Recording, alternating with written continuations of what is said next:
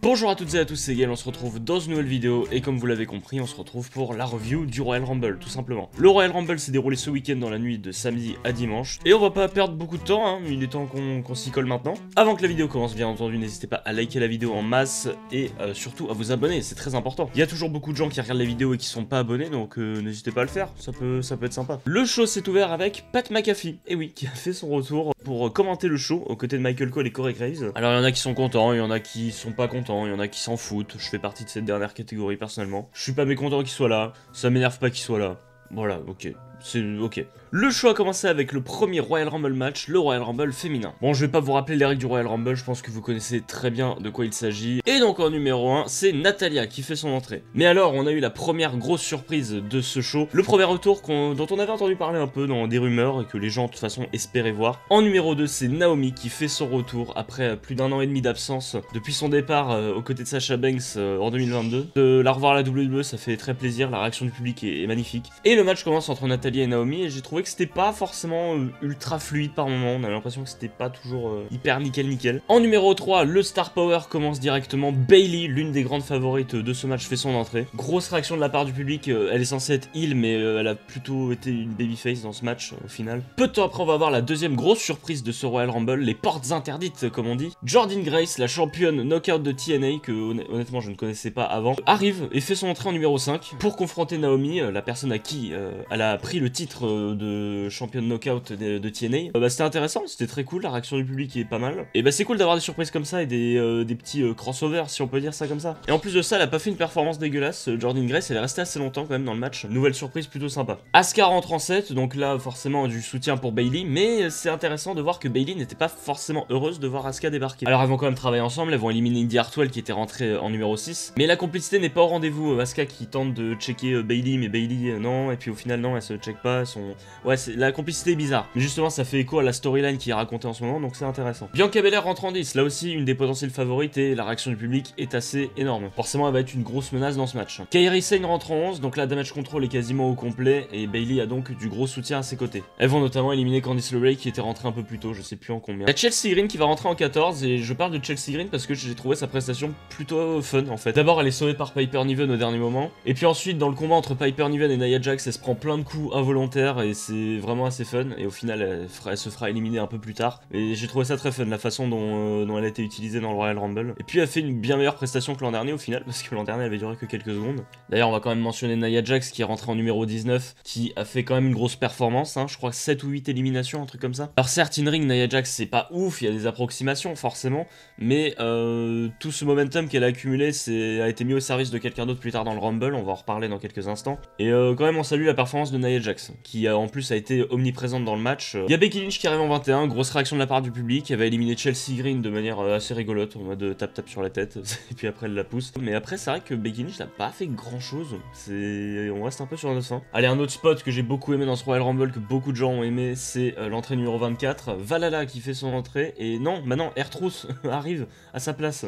R-Truth il arrive et il se rend compte qu'il y a que des meufs, il dit où sont les mecs, il se fait sortir par Nia Jax et en fait on comprend qu'il s'est gouré de Royal Rumble, c'est génial. Et en plus ça a été bien fait parce que du coup il tente de rentrer en numéro 24 et il rentre vraiment en numéro 24 dans le Royal Rumble masculin. J'avoue qu'au départ j'avais peur que ce soit un spot gâché et qu'on ait juste fait ça pour le fun, genre un truc un peu à la Santina Marella en 2020. Mais là non, on n'a pas vraiment gâché le spot, enfin Valhalla s'est quand même fait sortir quelques secondes après être rentré dans le ring, mais c'était fun en tout cas, et quand ils se font engueuler par Adam Pearce c'est assez drôle. Après des arrivées comme Zoe Stark, Shayna Baszler ou Michin, eh bien on a un call-up d'NXT, enfin ça fait 2 ans qu'on attend ça. Roxanne Perez en numéro 27 fait son entrée et j'étais très content de l'avoir. Bon, entrée qui avait été spoilée dans l'intro du show, parce que oui on voyait il présentait les catcheurs, genre oui Cody Rhodes, oui CM Punk, tout ça, les favoris, et puis en fait derrière tu voyais qu'ils testaient l'affichage de Roxanne Perez sur les écrans, donc on l'avait spoilé mais content de l'avoir quand même, très content. Et le numéro 28, les débuts tant attendus de Jade Cargill, ça fait combien de temps, 3-4 mois qu'elle a signé à la WWE, qu'elle a pas fait un seul match, elle a juste serré des mains. Là c'est le grand moment et je trouve que l'exécution de ses débuts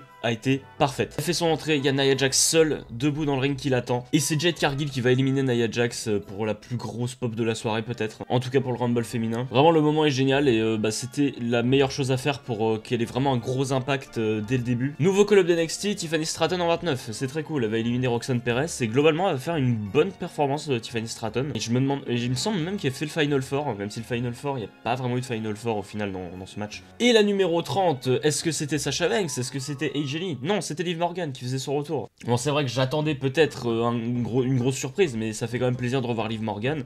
Et elle va faire le Final 3, du coup, avec Jade Cargill et Bayley. On va revenir un peu avant le Final 3 quand même. Naomi va éliminer Becky Lynch, grosse élimination, mais bon, la seule du Royal Rumble pour Naomi. Et Jade Cargill derrière va éliminer Naomi. Naomi qui venait de battre le record de longévité de Rhea Ripley dans le Royal Rumble match, et oui. De l'autre côté, Bayley va éliminer Bianca Belair et Tiffany Stratton, donc là encore du gros momentum pour Bayley. Et donc la finale, comme je le disais, c'est Jade Cargill, Liv Morgan et Bayley. Et c'était vraiment sympa, au départ on a une sensation de 2v1, parce que t'as deux babyface contre Bayley qui est censé être heel. Après ça on va avoir une grosse bataille sur l'apron, un peu comme on a déjà eu sur plusieurs Royal Rumble dans le passé. Liv Morgan va parvenir à éliminer Jade Cargill et quelques secondes après, Bayley va éliminer Liv Morgan pour remporter ce Royal Rumble match. Et par ailleurs, Bayley a battu le record de longévité établi par Naomi dans le Royal Rumble avec 63 minutes dans le match. C'est quand même pas mal. Alors oui, peut-être qu'il n'y a pas eu autant de surprises qu'on l'aurait voulu, mais quand même Naomi et Jordynne Grace c'est déjà pas mal. Avec en plus des représentantes de NXT, on n'a pas vraiment à se plaindre et franchement j'ai beaucoup aimé ce Royal Rumble match. Alors peut-être que oui, in-ring c'était pas ouf par moment, mais en termes de construction et d'écriture je l'ai trouvé quasi parfait en fait. Tout le monde a été construit de la bonne manière. La prestation de Bayley est géniale, la réaction du public est folle, elle a fait une performance de babyface au final parce que Asuka et Kairi Sane se font éliminer assez tôt au bout d'un moment, j'en ai pas parlé.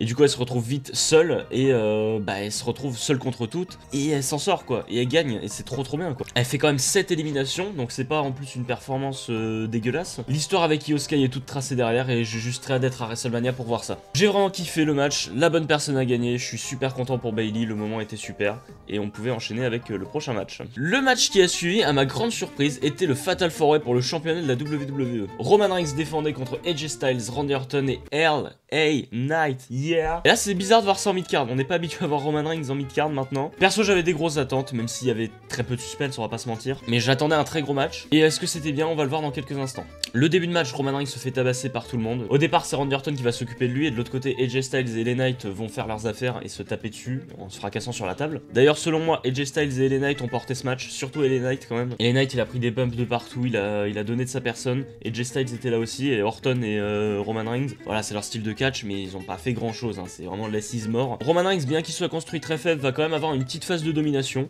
LA Knight va revenir pour lui porter le BFD, c'est BFT ou BFD, je sais plus. Mais il obtiendra uniquement le compte de 2 parce qu'AJ Styles va s'effondrer, juste s'écrouler sur eux. Après ça c'est AJ Styles qui va porter un Styles Clash à Roman Reigns pour obtenir encore une fois le compte de 2 parce que cette fois-ci c'est LA Knight qui va casser le tombé. Encore un peu plus tard, Orton revient et RKO tout le monde, AJ Styles, LA Knight et Roman Reigns y ont droit. Et Randy Orton va obtenir le compte de 2 parce que devinez quoi, Solo Sikoa a tiré l'arbitre. Pas très inattendu. Samoan Spike sur LA Knight, Samoan Spike sur Randy Orton, il empile les deux, il va tenter de porter le coup de cul à AJ Styles, mais non, ce dernier l'esquive, Solo Sikoa passe à travers la barricade, AJ Styles porte le phénoménal forearm à Roman Reigns, tout le monde est empilé, mais tout le monde se dégage au compte de 2 quand même. Peut-être mon spot préféré du match, vraiment c'était assez fun de voir les 3 mecs empilés. On rappelle à WrestleMania 37 bien sûr, c'était sympa. Bon juste après ça, AJ Styles il va chercher une chaise, il est pas content et un petit peu en rappel à Extreme Rules 2016, bon je pense pas que c'était volontaire mais en tout cas ça a été fait. Il va chercher une chaise et fracasser juste Roman Reigns, il va lui mettre une dizaine de coups de chaise et les Knight en aura pour lui aussi. Randy Orton lui va contrer les coups de chaise et se débarrasser d'AJ Styles, mais après ça Randy Orton va prendre une spear de Roman Reigns. Randy Orton est donc out pour le reste du match et là le finish que j'ai trouvé plutôt sympa quand même. Et les Knight tentent le BFT sur Roman Reigns qui est contré, il est envoyé dans les cordes qui fait donc tomber AJ Styles qui partait pour le phénoménal forearm. Superman punch sur LA Knight, spear sur AJ Styles et victoire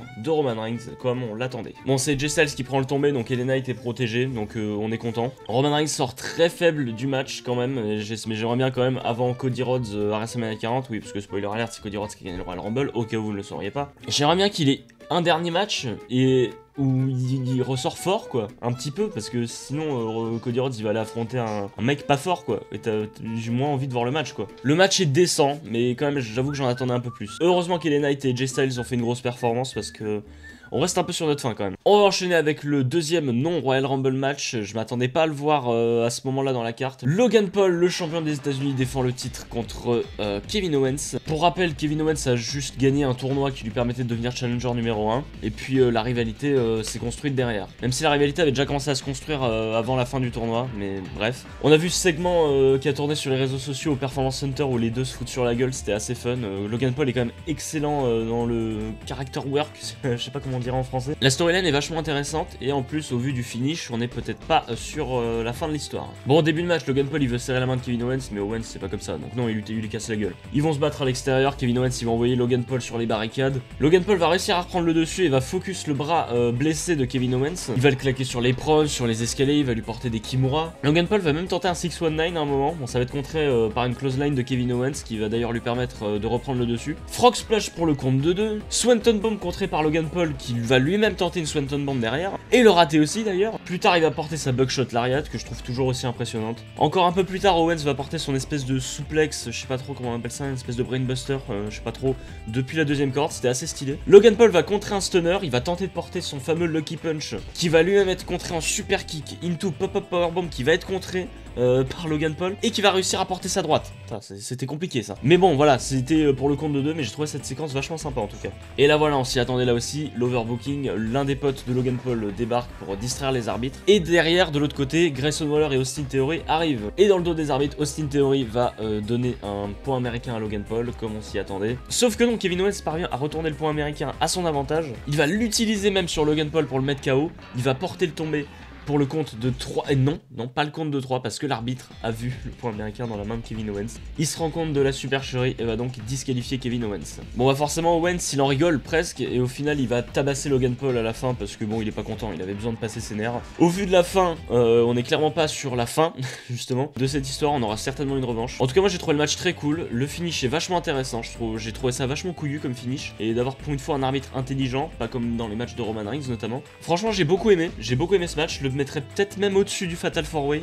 Et curieux de voir la suite. Très sympa comme match. Bon, il est temps de s'attaquer à la pièce maîtresse de ce show, le Royal Rumble masculin qui fera le main event bien entendu. Samantha Irvine nous rappelle les règles et Jey Uso, main event Jey Uso, yeet, fait son entrée en numéro 1. Et forcément, on attend le numéro 2. Et là, I Was Born a King, Jimmy Uso, la première confrontation entre les deux frères Uso depuis SummerSlam quasiment. Et franchement, le face-off est génial. Le face-off est génial, le regard de Jey Uso envers son frère, c'est fabuleux. On a une opposition intéressante, mais on en a pas trop vu. On a voulu en garder un maximum pour WrestleMania, certainement. Et au moment où les deux se retrouvent à terre, Grayson Waller fait son entrée et prend le micro. Oui, voilà, il va trash talk un peu les Usos.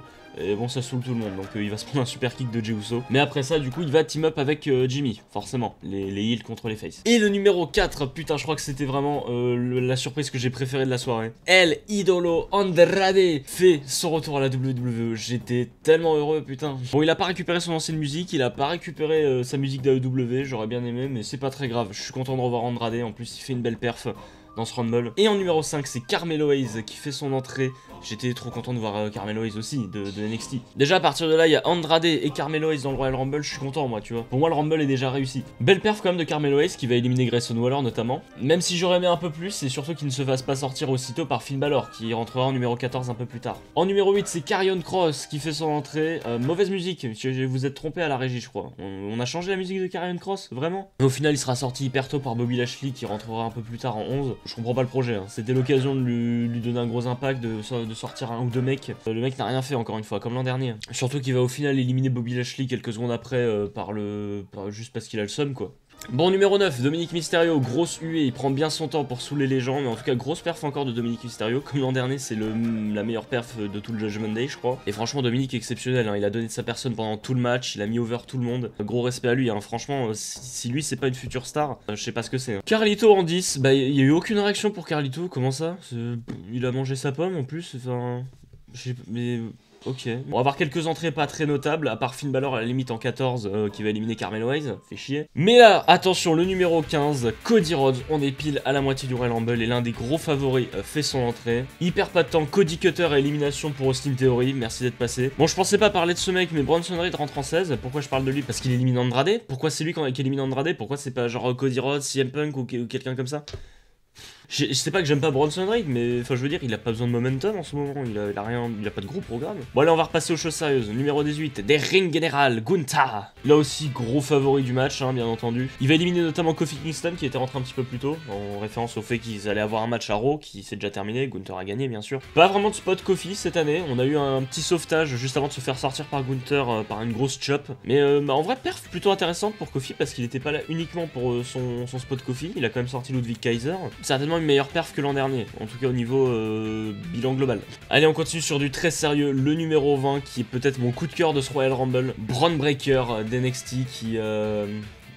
j'ai Bron Breakker quoi. Le mec a mis tout le monde d'accord. Déjà le public réagit pas trop mal. Spear, clothesline, il élimine Jey Uso et Finn Balor. Déjà gros momentum d'accumuler. Face off avec Gunther. On avait prévu Brock Lesnar au départ certainement, mais si, faites Gunther contre Bron Breakker à WrestleMania. Par pitié faites-le. Et il va mettre une Spear à Gunther aussi. Bah oui pourquoi pas. Vraiment la perf de Bron Breakker est très intéressante et en plus lors du dernier épisode de Raw on a eu une petite graine qui a été plantée très intéressante. Lors de la signature de contrat d'Andrade avec Adam Pearce, parce qu'Andrade du coup ira du côté de Raw. Et du côté de SmackDown, Nick Aldis nous a laissé sous-entendre que peut-être que Bron Breakker aurait quelque chose à faire dans tout ça. Et bah putain, oui, Bron Breakker mérite ça, hein, vraiment, d'aller dans le main roster. Pitié, vite. Et là, Bron Breakker attend le numéro 21 de Biferme dans le ring et le numéro 21 justement, Omos. Et oui, le retour d'Omos, ça faisait longtemps qu'on l'avait pas vu, dis donc. Alors, j'avoue que Omos, il me laisse indifférent en général, mais là, j'ai trouvé qu'encore une fois, c'était le meilleur moment pour le faire rentrer. T'as Bron Breakker, qui est l'une des futures top stars de la compagnie, qui fait une performance de zinzin déjà, et tu le fais rentrer maintenant pour lui donner une grosse opposition. C'est super. Donc Bron Breakker d'abord, il élimine Ivar, et là, t'as ce magnifique face-off entre Bron Breakker et Omos que j'ai trouvé super, qui a été entre guillemets un petit peu gâché par Pat McAfee, voilà. On suppose savoir pourquoi Pat McAfee a fait cette entrée. Donc Pat McAfee en 22, du coup il a la table des commentateurs, il est pas prêt. Et en gros, il y a le face-off entre Omos et Bron Breakker, il est pas sûr de rentrer. Il rentre, mais au final il ressort, il re-rentre, il se dit je vais peut-être y aller, au final il ressort pour s'éliminer. Voilà. Bon, un spot gâché, mais c'est fort probable que c'était le spot d'un certain Brock Lesnar, voilà. Il y a de grandes chances en tout cas. Parce qu'en plus, en y pensant, t'as Bron Breakker et Omos dans le ring, faire rentrer un Brock Lesnar maintenant, mais ça aurait été magistral, tu vois. Opposer Brock Lesnar à Bron Breakker, ça aurait été parfait, tu vois. Mais non, au final, je suis peut-être pas si mécontent que Pat McAfee ait remplacé Brock Lesnar. Voilà, encore une fois, on parle de Brock Lesnar. L'athlète est exceptionnel, le personnage derrière a fait des choses vraiment pas très cool et on ne cautionne absolument pas. Bon allez, on retourne aux choses sérieuses. Bron Breakker élimine Omos pour encore une fois un gros momentum et Dominic Mysterio élimine Bron Breakker. Merde. Ah ouais. Bon, du coup, Bron Breakker il a le seum et il va mettre une Spear à JD McDonough qui venait de faire son entrée en numéro 23. Bah oui. Et juste après, le numéro 24, on le savait très bien, R-Truth. Et R-Truth, il voit JD McDonough à l'extérieur du ring, et bah il l'envoie au casse-pipe. Voilà, donc il se fait éliminer par je sais plus qui, il me semble. Et là, moment très fun, il veut faire le tag avec Dominic Mysterio. Enfin, Dominic, c'est peut-être Tom, c'est peut-être Nick, je sais pas lequel des deux. Dominic Mysterio qui est pris dans la sleeper de Gunther. Mais il parvient quand même à faire le tag. R-Truth fait les trademarks de John Cena, les coups de bélier, le You Can See Me. Mais bon, il se fait contrer, il reçoit le soutien du Miz qui arrive en numéro 25, il va s'en prendre tout de suite à Gunther. Et le Miz va même tenter d'éliminer Dominic Mysterio un moment, mais R-Truth va l'empêcher d'éliminer Dominic Mysterio, c'était assez marrant là aussi. Et là aussi un moment que j'ai trouvé quand même vachement fun, Damien Priest rentre en numéro 26. Et Damien Priest il perd pas de temps, il fonce droit dans le ring et il met une énorme baigne à R-Truth. J'ai trouvé ça génial pour l'éliminer derrière. C'était génial, c'était très fun. Il va mettre un chokeslam sur Gunther et après il va plus faire grand chose. Il va quand même être dans le Final 6. Le numéro 27 est l'un des plus attendus dans ce match. Son premier match télévisé en 10 ans quasiment à la WWE. CM Punk fait son entrée. La réaction du public est folle. Il va faire ses coups de genoux, il va enchaîner tout le monde. Ça va être très sympa au début. Et après, plus grand chose. Alors bon, au moment où je vous parle, on est au courant d'une des potentielles raisons du fait qu'on n'ait pas vu beaucoup plus de CM Punk. On va en parler un petit peu à la fin. Mais en tout cas, voilà, des très beaux enchaînements. Ça va éliminer un Dominic Mysterio qui était un petit peu trop présomptueux. Et donc, du coup, quand t'élimines Dominic Mysterio, déjà, t'as un gros momentum d'accumuler. Drew McIntyre entre en 29. Celui-là, il va être très important. Bon, pour l'instant, pas grand-chose à noter. Gunther, il va éliminer Jey Uso. Et je crois que d'ailleurs, il fait l'Iron Man du match, Jey Uso. Belle perf. Et le numéro 30 arrive. C'est Sami Zayn, voilà. On va parler de ça aussi dans mon bilan global du show. Et moi je suis content de voir Sami Zayn en tout cas. Bon, Drew McIntyre il va éliminer Ricochet qui était en train 28. L'élimination était très sympa d'ailleurs. Ricochet qui tente de porter un coup de pied. Il est contré puis McIntyre le soulève et lui fait faire un espèce de salto. C'était vraiment spectaculaire, j'ai beaucoup aimé. Et là il ne reste plus que 6 hommes dans le match. Damien Priest, Cody Rhodes, Sami Zayn, CM Punk, Gunther et Drew McIntyre. Bon déjà ça va se faire vite, Sami Zayn élimine Damien Priest et il va se faire lui-même éliminer par Drew McIntyre. Voilà. Du coup on a notre Final Four, Cody Rhodes, CM Punk, Gunther, Drew McIntyre. On a une grosse bagarre bien entendu attendu et c'est d'avoir les Européens qui vont prendre le dessus. Mais finalement CM Punk parvient à éliminer Drew McIntyre. Et de son côté, Cody Rhodes parvient à éliminer Gunther, comme l'an dernier. Et du coup on a la grande finale CM Punk contre Cody Rhodes, les deux anciens de l'Elite Wrestling. Ça va peut-être durer bien 10 minutes, on va avoir un match dans le match. Des échanges de coups, Crossroad, GTS, Pedigree, tout ça. Alors j'ai vu beaucoup de gens dire que c'était vraiment pas terrible et que ça s'est peut-être un peu trop éternisé. Moi j'avoue à ce moment-là je m'en foutais de l'in-ring, je regardais plus l'in-ring et juste je kiffais le moment. Alors malheureusement je m'étais fait spoiler donc j'avais pas trop de suspense, mais j'ai quand même kiffé le moment. Et à ce moment que j'ai trouvé génial, le moment de l'élimination, c'était magistral, l'exécution était nickel. CM Punk il est debout et il crie « Je n'ai pas attendu 10 ans pour perdre contre le fils de Dusty Rhodes ». Et là Cody Rhodes se réveille, il élimine CM Punk de rage. Le moment est génial, vraiment les 10 dernières secondes du match sont superbes. Donc Cody Rhodes remporte le Royal Rumble 2024, back to back après 2023. Il va tout de suite aller provoquer Roman Reigns qui regardait le match dans une loge. Et bah quel match, quel show, putain j'aime le catch vraiment. Oui c'était bien, oui j'ai aimé. Et alors? Bon du coup j'ai écrit un petit pavé pour mon bilan global du show. Parce que j'ai des choses à dire, surtout à propos des fans de catch encore une fois. Mon bilan global du show est quand même vachement positif, j'ai passé un super moment devant le Royal Rumble 2024, que ce soit le Rumble masculin, le Rumble féminin, les deux matchs de mid-card, même si j'aurais attendu plus du Fatal 4-Way, j'ai quand même passé un bon moment. Et en fait j'en ai marre d'entendre les gens râler pour pas grand chose, voilà. Ouais, elles sont où Sasha Banks et Jelly, y a pas eu assez de surprises, CM Punk il aurait dû gagner, Gunther il aurait dû gagner, Cody Rhodes il mérite pas, Sami Zayn en 30, mais c'est quoi ces conneries? Moi je voulais The Rock ou The Great Khali, mais enfin, oh, les mecs. Alors déjà pas assez de surprises, mais un petit peu de respect sur Naomi, Jordynne Grace et Andrade, par pitié, et même les collabs d'NXT, c'était très cool. On va non plus avoir des légendes de 75 ans chaque année, quoi. Pourquoi les gens sont jamais ne serait-ce qu'un petit peu contents, quoi? Faut toujours trouver un truc à redire. Alors, est-ce que c'était parfait? Bien sûr que non. Bien sûr qu'il y a des trucs à redire. Le Fatal 4-Way, on attendait un petit peu plus.